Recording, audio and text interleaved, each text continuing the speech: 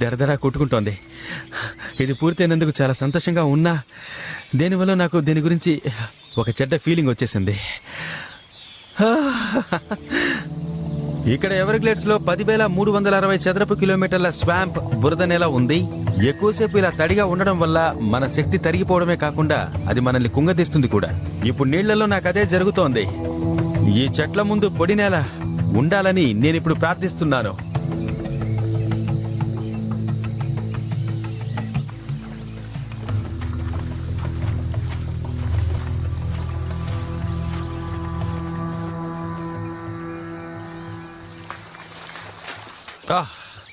ఈ ప్రయాణంలో నా పాదాల ముద్రల్ని నేను ఫస్ట్ టైం ఇప్పుడే చూసుకుంటున్నాను.